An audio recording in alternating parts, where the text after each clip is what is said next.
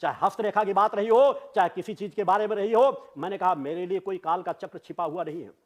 मैं स्वयं अपने बारे में जानता हूं, अपना भूत भविष्य वर्तमान क्या है उसके बारे में मुझे ज्ञात है। मैं सभी बातों को जानता हूं।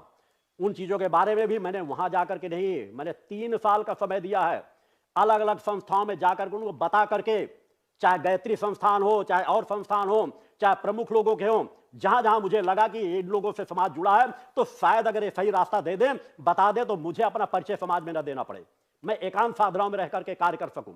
मैंने वहां भी दिया था। मुझे तन मंत्र सीखने की जरूरत नहीं होगी, न कभी पड़ी है।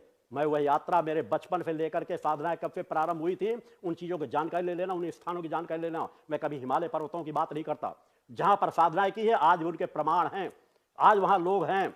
मैं अपनी पूर्ण साधनाओं को संपन्न करने के बाद, पूर्णता के बाद, लेख है, प्रमाणित है, पत्र पत्रिकाओं में भी है कि मैं कब गया था, किस चीज के लिए गया था, किन किन संस्थाओं में गया था। उन मुखर होकर के उनको आवाज उठाई।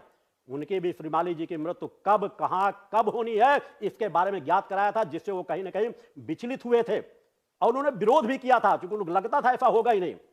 चित्रकूट में भी जाकर के जानकारी ले लेना, एक नहीं दर्जनों शिष्य मेरे दीक्षा प्राप्त शिष्य वर्तमान में। उनका जब यज्ञ वहां हो रहा था श्रीमाली जी का, यज्ञ की पहली आहुति पड़ी थी, मैं यज्ञ करता हूं, अग्नि क्या कह रही है, आहुति क्या कह रही है, इसका ज्ञान मुझे होता है। पहली आहुति पढ़ते ही मैंने कहा था इस पंडाल में आग लगेगी। उन्होंने मेरी तरफ पलट करके देखा तो मैंने कहा हां, इस पंडाल में आग लगेगी। तीसरी बार भी कहा, अनुशना किया गया और उसी का परिणाम हुआ कि वहां पर आग लगी, भीषण आग लगी, सब कुछ नष्ट हुआ और श्रीमाली जी की सुरक्षा भी मुझे और ब्रजपाल चौहान को करनी पड़ी थी। अगर मैं वहां मौजूद न होता, मेरा उत्तर प्रदेश का था, बांदा का ब्रजपाल चौहान था, वहां भी सुरक्षा उनको दी गई।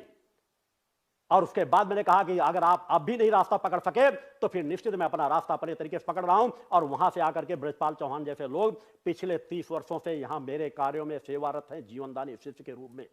सब चीजों को, सत्ताओं को देख करके अगर मैं सत्ता के प्रमाण में बैठ जाऊंगा तो एक नहीं सैकड़ों ऐसे प्रमाण हैं कि जिनको अगर तुम देख लोगे तो तुम्हारा क्या क्या गीला हो जाएगा पता भी नहीं चलेगा।